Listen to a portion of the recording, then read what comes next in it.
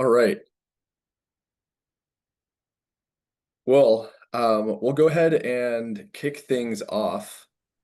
So let me share my screen. I'm going to go back and forth between that slide deck that I sent out and the handbook that I sent out. And we're going to be doing some activities along the way as well.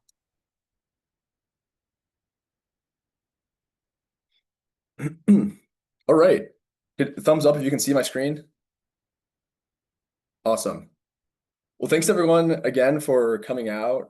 Before we get into it, just a high level on the handbook.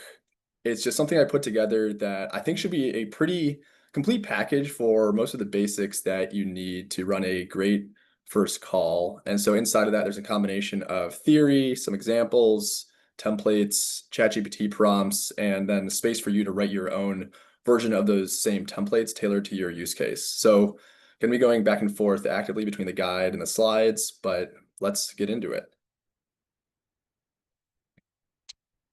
So, before we tactically start writing any script, I just want to talk for a minute about discovery calls as a whole. If you follow any sales leaders on LinkedIn or have seen some other training material out there, you'll probably see a lot of folks teach everyone to run discovery the same way. And I don't think that's a great idea. And I'll share a few examples to clarify what I mean by that. So your discovery calls should look very different if you're early on and mainly trying to get feedback and learn from your customers versus if you have 2 weeks left in the last of the month before you're going to kick off a raise and need to either close or disqualify deals really quickly. Similarly, they'll look very different if you're selling a product that has a 2 call close compared to if you're selling a massive enterprise product. And even if you have a massive enterprise product with a really long sales cycle, your first discovery meeting is going to look different if you're talking to somebody below the line or if your first meeting is with a CEO of a massive enterprise. And then even within the same product, same sales motion, depending on the customer situation, you might have different end goals for different calls. So all that's to say that you need to think about what the purpose and desired outcome is of each call before you go into it. So regardless though, most discovery calls should follow a similar structure. They'll have an opening where the goal of that is just to show that you're a respected peer. There's the meat of the call, where the goal is to get a point of understanding of their current situation and either show them how you can help them or disqualify them. And then the close, which I'd contend is actually the most important part of the call, but a lot of people don't really set themselves up for success here. So we'll go over through all of these in more detail in the course. Any questions so far? All right, so let's talk about call prep. Your two goals for doing call prep are one, like I mentioned before, to determine what your desired outcome is for the call. And then two, to give you context and how to get to that desired outcome. So there's two categories of information that you need for your call prep. One is information about your company's history with the prospect.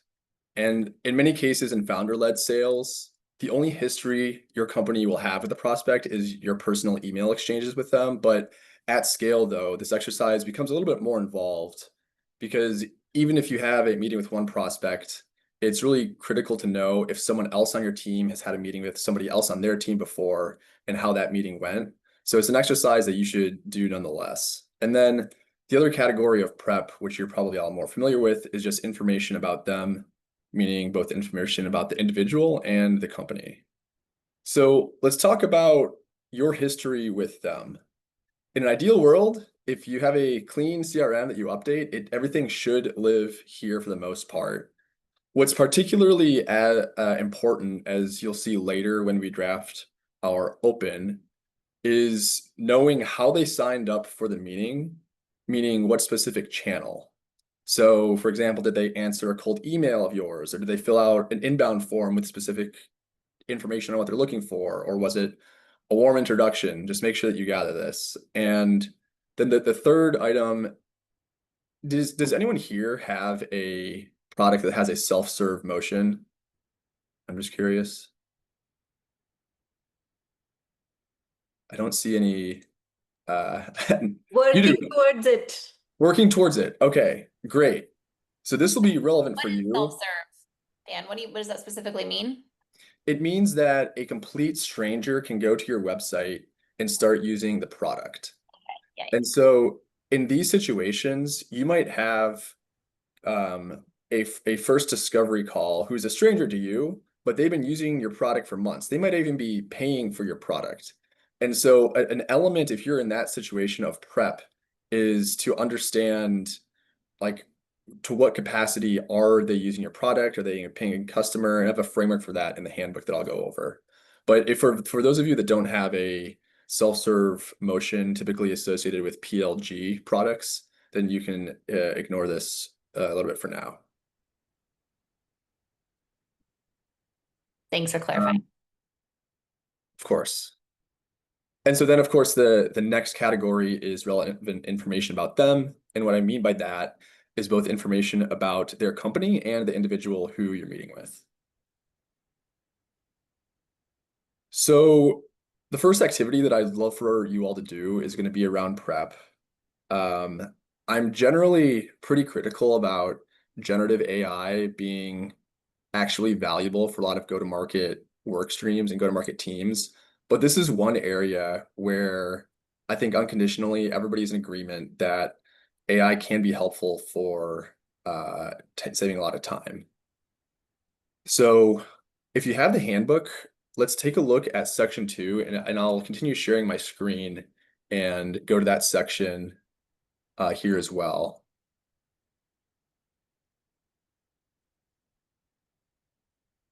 Great. So what I'd love for you to do is in the top prompt, this is something that I use that I find really helpful. Modify the highlighted portions for your upcoming discovery call, and then run that in ChatGPT or your other favorite AI model. I find that ChatGPT o3 works well. If you don't have a premium version of it, I think that even the basic version can work pretty well. And then if you scroll down a little bit, I have a template that you can fill out before each call. So this is something that you can do in bulk in advance of all your calls. So I've worked with some founders who, even though it's a pretty quick activity, they give this to their virtual assistant or their EA just to do for all their calls. And it's something that they can just really quickly read either at the beginning of the day or right before the call to give them context. And yeah, the last thing I'll add is this is obviously a pretty generic prompt, but if you have other notes or other specific things that require research, it's pretty easy just to add a bullet or two and to get the information that you need. So I'll give everyone 1 minute just to work on this. And then afterwards, I'd love to just share it. I'd love to ask if anyone would be willing to share what they did, if they tailored anything, and how it worked.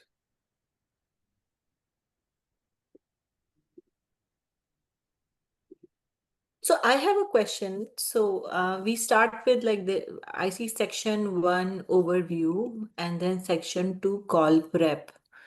So so how do I like overview is could you just explain a little bit Oh, about yeah. overview So section and what the call prep section is? fair question, and I should have clarified that a little bit further. The way I structure the handbook is you should be able to go sequentially and section by section do each one of those to give you kind of like a full prep guide that you need for an upcoming call. Just in the interest of time for this 45-minute call, I'm going to be skipping over some specific activities for some sections that you can do on your own as you see helpful here, but I do want to make sure that I spend time on what I think are the most important activities and templates that you can use in your day-to-day.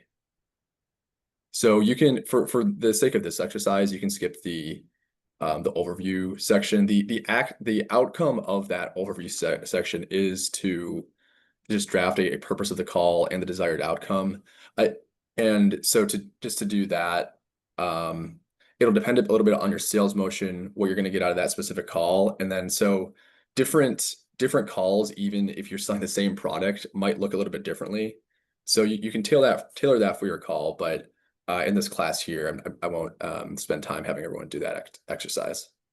Got it, got it. So this first part is really cool and very well structured. I just had one more question. Is this something for us internally, or do you also recommend sharing as an agenda of the call with the client or the prospect on, what we want to cover? I'll get to that on how to open the call, but Okay, for now, this prep is internal. But got it. you'll see here in a few minutes how you incorporate the purpose of the call into the desired outcome into the way you open a call. Thank you. Appreciate it. Thanks.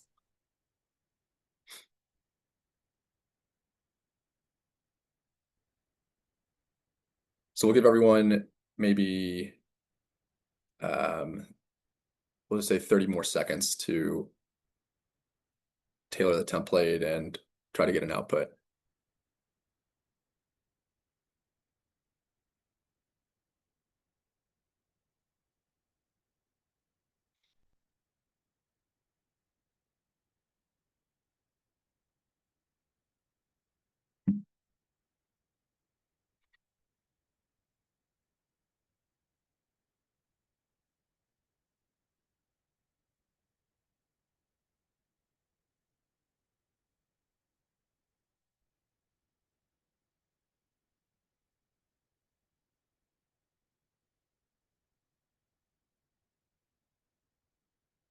All right. So I'm curious if we have any brave souls who'd be willing to share how this worked out for them after running it through ChatGPT, or if you added any other specific instructions in the prompt. I can share mine. Thanks, Alex. Let's see. Can I share screen? Holy cow, I can. That's amazing. Ooh, danger. I pay for ChatGPT, and since I have no skin in the game here, I'll just say if you're not paying for ChatGPT, you should pay for ChatGPT because it's awesome. What I thought was actually really cool about this prompt is I didn't update all the highlighted parts. I just wanted it to do straight up fact finding. And the new ChatGPT still went ahead and actually not only ran the websites that I gave it, but it ran a bunch of additional sources, which I thought was really cool. So anyway, I my company is called Resource Monitor. We are an industrial IoT business in water management. I'm currently on a crusade to knock on every door of every ore mine in North America. And I've like loosely been circling around this persona of chief engineer as a potential decision maker for outreach. And so this guy Avi is in my CRM. He works for a company called Freeport McMoran. I did not know that they were a dominant copper supplier, which is really helpful to know because our current customers are all gold mines, and I have no idea if copper mines and gold mines differ at all. So that would probably be another question that I would shove into ChatGPT is maybe ask it what Avi does and the mine that he works for and the company that he works for, how it differs from our existing customers in this same segment. Something else that I thought was really cool about this is just this suggested call strategy. Like beginning with their expansions. Like for us, we tend to have a higher adoption rate when you can spec our product into a new build than if you're trying to size up a purchase of our platform as a retrofit. So I thought that was a good recommendation that ChatGPT made. And overall, I would probably just copy this and shove it into my CRM notes before I start making a phone call. So thanks. This is really helpful, Dan. That's awesome. I love the insights there. That's pretty cool that it picked up on something that you didn't even know about the gold versus copper. And one other thing you talked about paying for ChatGPT, I've noticed if so I've been using ChatGPT for a while, and so that it knows that I run a sales coaching business and it keeps that in its memory. So a lot of times when I'm asking it further questions, it'll automatically layer in context around that. And I expect that if you all do that, it'll do the same. A good Anyways, point. That's probably why it knew to add some additional context. I didn't even think about Yeah. that, but good point. And I'm not a software engineer, so that you software engineers out there can probably tell me everything that's wrong with ChatGPT and what's like a better model to use. But for my very basic sales purposes, it's very helpful. So that's my goal. Cool. I Oh, can go go ahead. next, actually, Dan. Yeah, I let's have hear it. I think Alex's take was quite helpful, and I agree that this is really helpful. But as you know, perhaps one of the problems that is true for our work is that not a lot of people can be found on LinkedIn. These are physicians or radiologists and like small practice owners who don't necessarily have an online presence that ChatGPT could tap, and even for smaller practices. So ChatGPT did give me some good insight into how the company might stand out and what other customer industries and segments might care about, and what to build from that. But it's not specific because it doesn't really have much to go on for these small to medium practices. And I'd love to get your take on what to do about that. Yeah, the reality is you can't have complete information on everyone. Even if somebody has a LinkedIn profile, sometimes it's just so vague that it's not going to be helpful.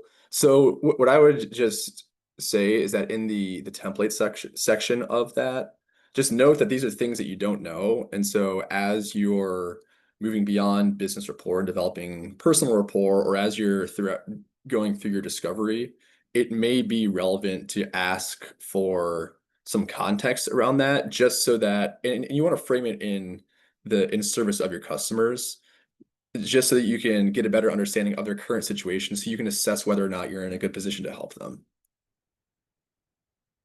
That's a great question, though, and a really good call out that a lot of folks aren't on LinkedIn, and that's just the reality. But if you see that they're on Twitter, or if they have like a Google review for their practice, you can just take whatever information that you have. The goal is just to help you save time with whatever information is publicly available. That's a good shout. Google reviews. I Yeah. should also mention, I similarly have end users who are not on LinkedIn. It's probably like 90% of my end users are actually not on LinkedIn.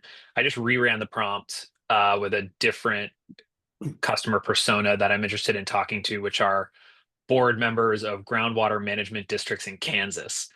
And most of these folks are like fourth or fifth generation farmers. They maybe have large subsidy-based contracts. So they don't have a website because they're selling directly to different like grain markets or whatnot.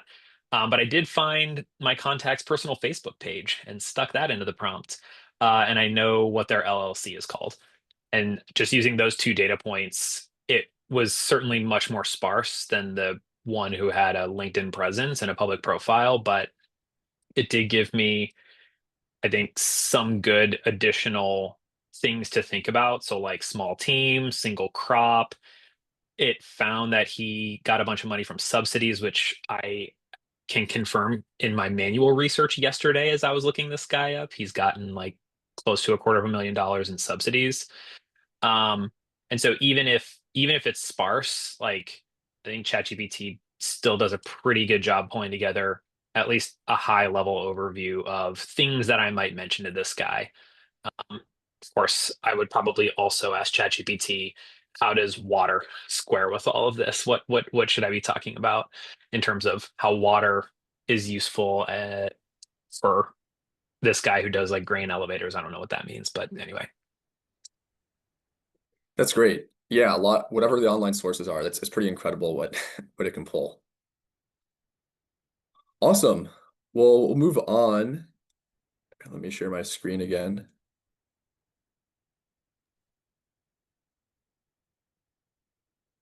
So now we're going to talk about, sorry,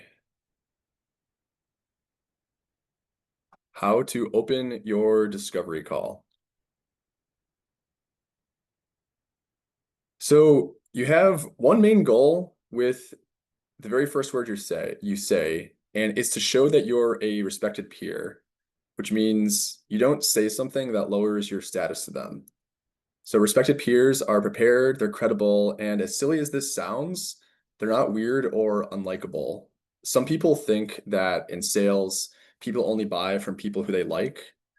I would contend that's not true. What is true is that people don't buy from people who they don't like, and people buy from people who solve their problems. So really, you just can't be unlikable, and you have to be able to solve their problems. So there's no silver bullet, but I find the best way to do this is to start out by building business rapport through and before you build personal rapport. Now, I'm not saying that you can't build personal rapport, and in fact, in some regions culturally in the US, I'm thinking about the South in particular, you wouldn't even consider talking shop until you've established some kind of personal connection. But some people are down to business and want to get right to it as well, and that's completely fine.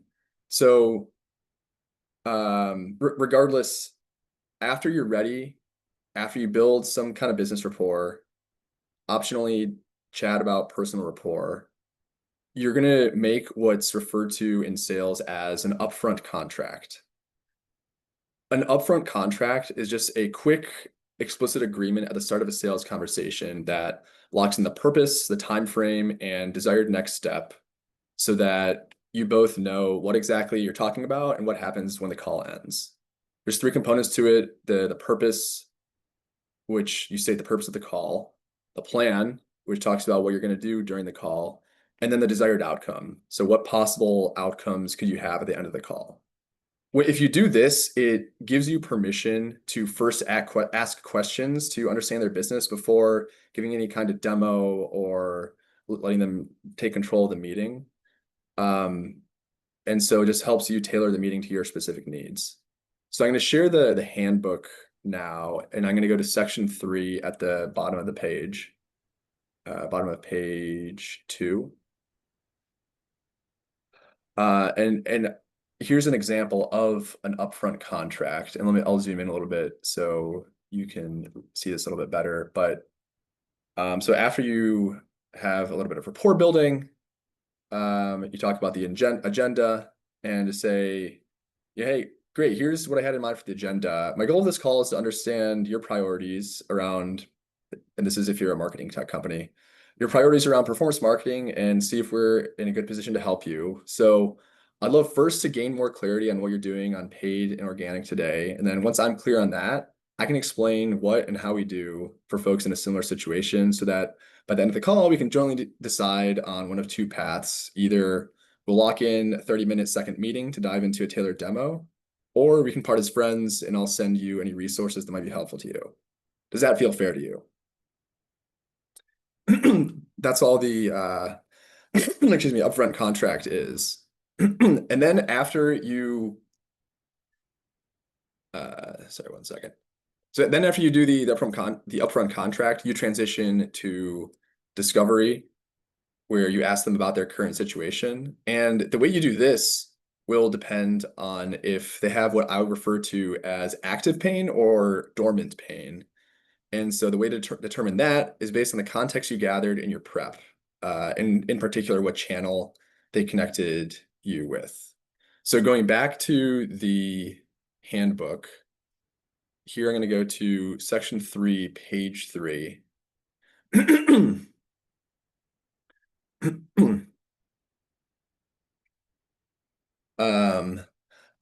Sorry, excuse me. So here, I'll just read an example of active pain and dormant pain. So active pain would be, so I saw you filled out the contact us form on our website and mentioned you wanted to learn about us. You know, what's going on in your world that made right now the right time to schedule a call with us? Notice how that's different from what I'm calling dormant pain, where this is probably a cold outreach and they're just interested in learning more. Here, I would say something along the lines of, hey, so I know I reached out to you cold over email, but my guess is you don't meet with everyone who sends you an email. What about us interested you? Leave it a little bit more open-ended versus really understanding what's a priority right now. I'm in this class just because of time. I'm not going to spend a whole lot of time on having you draft this just because I find many founders do well at this opening part compared to regular AEs. But this is the framework that I use to make sure that you come across as a respected peer right away in the first 90 seconds and then get down to business.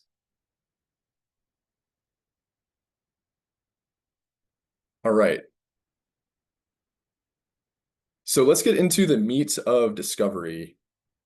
And like I mentioned this before, but the main goal of discovery when you're in execution mode is to get to one of the following two phrases as quickly as possible. Either I understand and here's how we can help, or I understand and unfortunately we're not a fit. So to be able to do this, you need to first have an understanding of their current situation. Then you need a mental model of qualifying them or understanding based on their specific situation if you can help them or not. And then you describe how you can help them. So items 2 and 3 here are going to be really specific to your product and your situation. So for this class, I'm going to focus more on item 1, which is getting your prospect to tell you about their current situation. So before I move on, I do want to make another clear distinction here, is that one rule of discovery is that don't make it too hard for your prospect to buy your product. So if you have a product with a one call close, what I'm going to show you next might not be the best way to have a great buying experience, especially if they're ready to buy the second that you get on a phone with them. But what I'm going to show you is a more detailed approach that's a best practice for enterprise type deals. And so what I'd recommend as a takeaway is understand how this works. And this is still relevant for small deals in terms of gathering all the right information and helping de-risking deals and getting to know your customers better. But sometimes as a founder, you just need to use your horse sense and don't drag your prospect through a long formulaic buying process where you ask questions like a robot and if it's a small deal and they're ready to buy, just help them buy. All right. So my framework for discovery is going through these 5 different levels of discovery. When you ask your prospect to open up, if they're a below the line persona, they're probably going to tell you about a specific situation that they're encountering. It's your job to understand based on this situation, what does that mean in terms of an operational problem and then an executive problem? And then what's a quantifiable business impact? And what's the actual priority of solving this problem?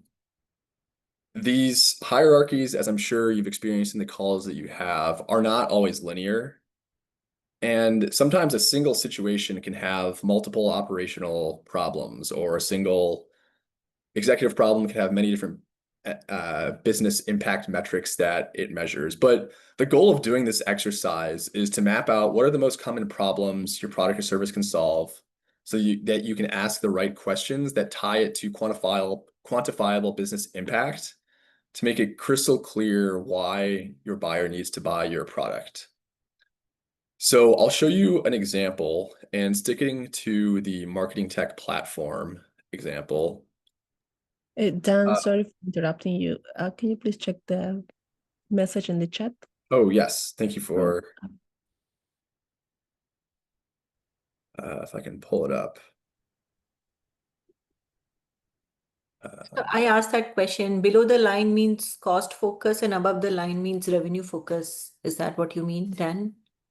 Thank you for asking that. Below the line means below the line. So not below the line or above the line if you're looking at financial documents. It's below in sales, the line refers to the line of decision-making authority.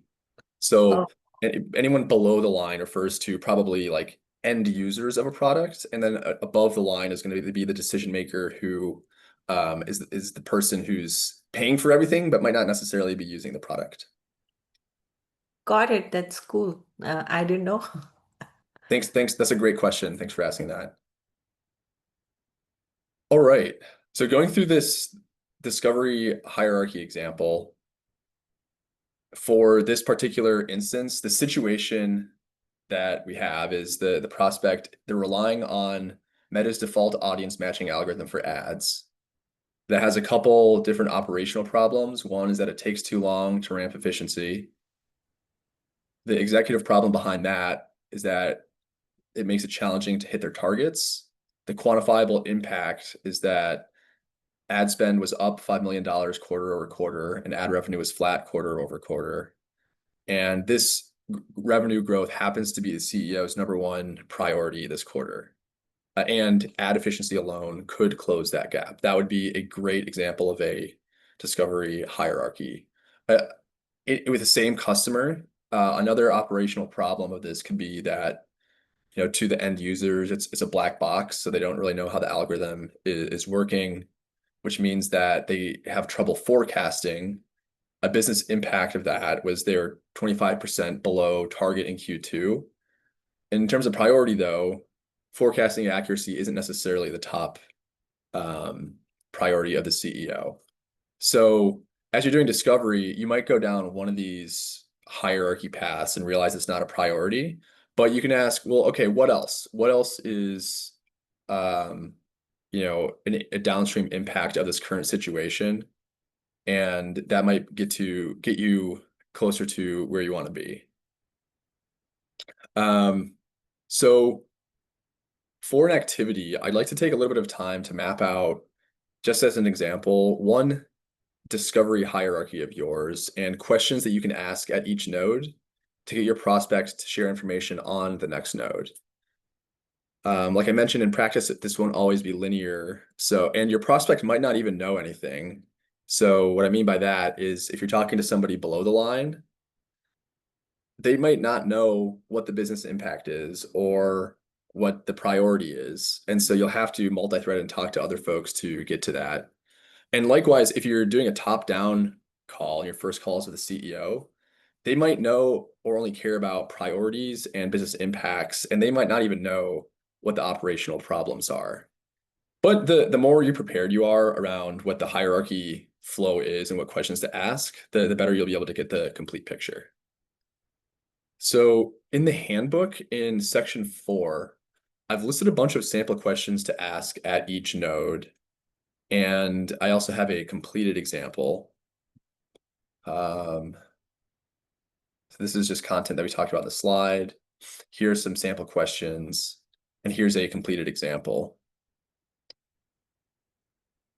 So before I have you all fill out a hierarchy example for your specific situation, are there any questions that I could answer about anything that we've discussed so far? I have a question. So, yeah, very well structured sales pitch or conversation. But I think should we only do that if we're going for a sales mode rather than the learn mode? Because when we just start out, you want to be vulnerable and you want to keep it informal. That's my guess. Definitely. In that situation, you don't want to lead the witness necessarily. So this is probably more tailored to when you're in execute mode. I still think that this framework is helpful for, based on conversations that you have, try to map out the folks you talk to, what their discovery tree is, and then see if that's replicable among multiple different folks who you're talking to. And that's how you find out if something that you're trying to build is like really a problem worth solving or not. Great. At the end of the day, you what I would say is you don't necessarily want to build a product that fixes operational problems. You really want to build a product that solves true business problems. That's how you become something that's sticky, especially in downturns when the CFO is going to try to cut every kind of cost out there. Yeah, makes sense. Thanks. Great.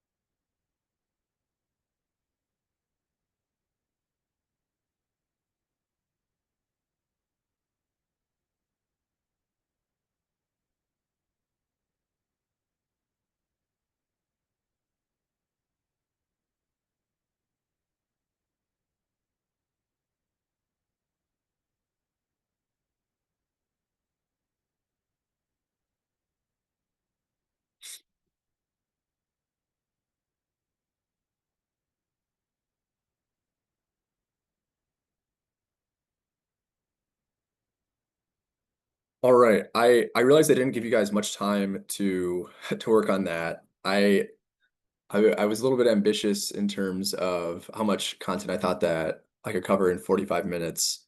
What I'd love to do is quickly chat through the last two outcomes that I promised for this class. And then I'm happy to stay an extra half hour or so longer if anybody else, if you want to walk through in detail the discovery hierarchy that you've built and any commentary around that. And then what I'd recommend to build your to fully prepare for discovery is think through what are all the possible situations that your customer can come across that is a problem that you can help solve, and just think through what those logical flows are so that when you come across this situation, you can really get deep rather than just staying at the surface level and talking about situations. Given the choice between, because your first discovery call is probably going to be 30 minutes long, you're not going to have you're not going to have enough time to go across every single situation and go deep on all of them. Given the choice between going deep and going wide, I would try to get deep on whatever their top most impactful priority is. And then especially if you have a multi-call sales cycle, over time, you can continue doing discovery and continue building out these hierarchies for other situations. Great. So I'm gonna go back to the deck here.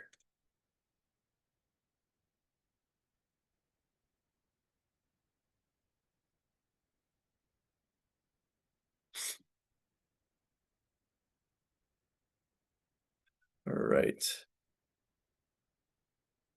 So yeah, this is, like I mentioned at the beginning of the call, something that a lot of folks miss that I think is critically important. So when you're in execution mode, the goal of your last 5 minutes is really to mutually assess whether you're a fit to work together or not. And if so, lock in next steps that really accelerate the deal. So here's how I like to do this. First, acknowledge the time left in the call.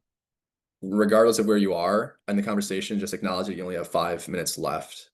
Then preface this as an investment of time, which is a very valuable resource. So, hey, before we talk about next steps, this is going to require both of us to take a lot of time and then pressure test them. So knowing what you know today, is it worth continuing to invest more time together based on what we've discussed so far?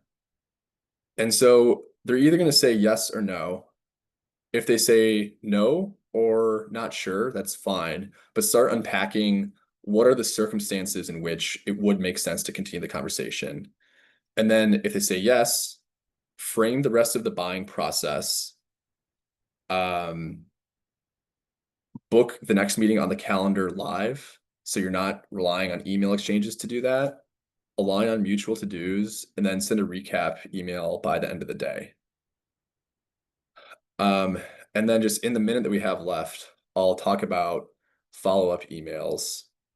So the goal of the follow-up email is to keep the deal moving and then help your prospect sell internally. So each email needs to answer what do they need to do next and why should they bother.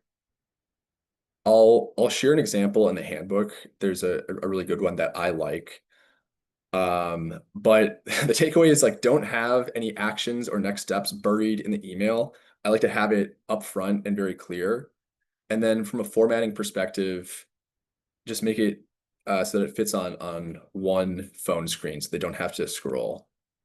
Also, don't talk about features, use their specific words for the problems that they have or what their priorities are.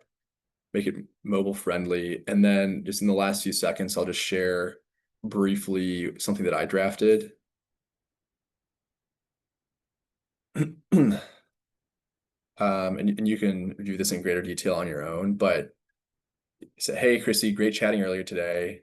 We have the next meeting up bold in front right there. Action items are bold with who's going to do what. And then you have their priorities. You don't pitch your product at all. And then what I have below this is a ChatGPT prompt where it's a little bit of instructions on how to format this. And then if you can just if you're using call recording software and you copy and paste that transcript in the bottom of this, it does a really, really good job at formatting emails like this. I'd say it's probably gets you 80 to 90% of where you need to do, where you need to be. So definitely QC it before you send it out. But that I think is one of the most helpful things that AI can do as well, aside from research, just helping you align the next steps. So I'm happy to stay for another half hour or so. I have 2 asks of everyone. If you enjoyed this, I'd really be grateful if you'd be willing to write a review on, there's a new coaching platform that I'm offering my services from. And so if you got any value that out of this, that'd be really helpful. The coaching platform is called Leland. They do a whole bunch of other things besides sales coaching. And then I'll also send out a feedback form. And my goal is just to understand what were the most valuable aspects of this class for you, more valuable for other founders like you down the road. So with that, thank you. If you have to hop, feel free to hop now, but I'll stay around if any of you have any specific questions as it pertains to anything that we talked about here, anything that we didn't talk about here, or any of the exercises that we're doing. Thanks, Dan. Appreciate it. Thanks, Alex. Thanks so much, Dan. That was very, very valuable. Definitely leave a review. Appreciate it. Thanks so much, Enrique. Great to finally, or I guess connect again over Zoom. Yeah, 100%. I'm actually at the Techstars office, so. Oh, no way. Yeah. Are you in New York, by the way? I am, yeah. I'm in my apartment right now in Chelsea. Oh, nice. But yeah, I don't know when the next Techstars batch is, but I'll hope to be there for Mentor Madness. Yeah, and if you're ever in Midtown, come through. Well, you're welcome to come by the office anytime. Yeah, I'll send you a note. We should definitely catch up. Absolutely. All right. Great to see you. Bye. Bye, Enrique. I also wanted to say thank you, Dan, before I left. I wish we had like a longer session with you when I was in Techstars. I just graduated in June, but then anyways, still not late, and I wish I had learned all of this if I had this framework. But thank you so much. Appreciate it a lot. You're welcome. Well, yeah, if you have any specific questions, just send me a note and we can set up a time and see if there's a way that I can help you out. Sounds great. Thank you, Dan. Appreciate Yep. it. Take care. Bye-bye. Bye now. Thanks, Dan. So yeah, I think I learned a lot from this session. I am a early stage founder right now, and I feel like I just keep things very informal, and we use LinkedIn most of the times with, to chat with my prospects. So I think I have to review everything, especially the Google Doc, to see how I can improve my process. Yeah, so thank you for that. And actually, I do have a question. So right now, for me, I never sell, and I need an objective view of I need an objective view of people who I'm selling to. I'm trying to say that if someone pitched me in any way, I would just walk away from them immediately, like no matter what you sell to me. So when I bring up my sales pitch to anyone, I feel they would feel the same.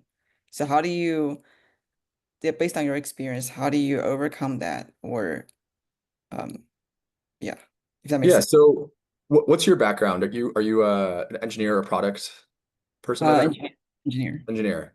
I'm actually an engineer by background too, and a mechanical engineer, not a software engineer. But I think there's parallels. So what I think sales really is sales is not pitching, it's problem solving. And for me, that mental switch was really helpful in terms of approaching prospects. So what I mean by that is when I'm approaching a prospect, I don't think about pitching. I'm not trying to shove my product down their throat. I'm genuinely trying to see if they have a problem that I can solve. That's a step one. Just understanding, do you have a problem do you have this problem? I'd love to see if I can help it because people love having their problems solved.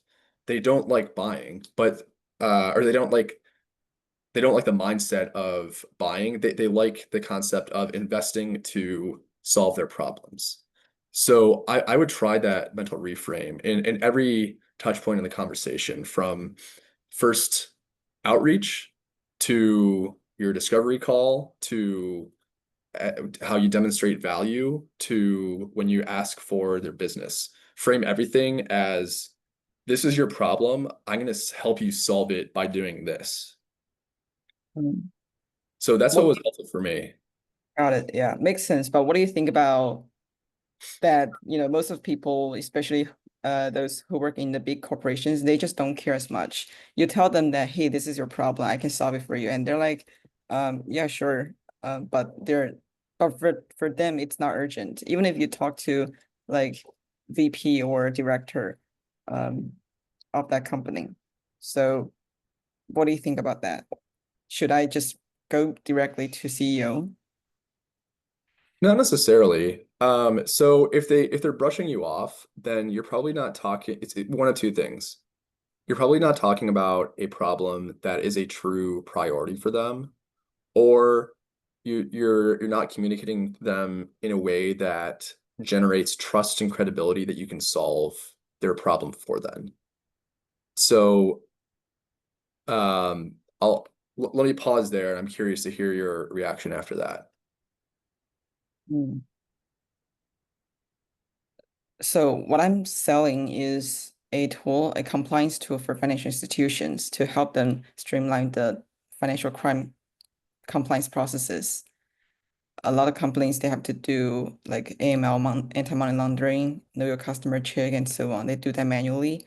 So currently we build a tool to automate this for them so that they don't have to hire more people, so that there's cost saving. At the same time, because we speed up the process, their customers don't have to wait too long, and the customer will stay.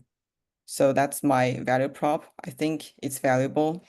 But when I talk to the director and VP, I think in general, people just don't care as much. But if you talk recently, someone connect me to the CEO of a bank, small bank in Florida, and the CEO is very interested in what we're building, and he wants to talk. But other people, yeah, someone just told me that, yeah, they just don't care as much. You want to go directly to the decision makers at top. Got it.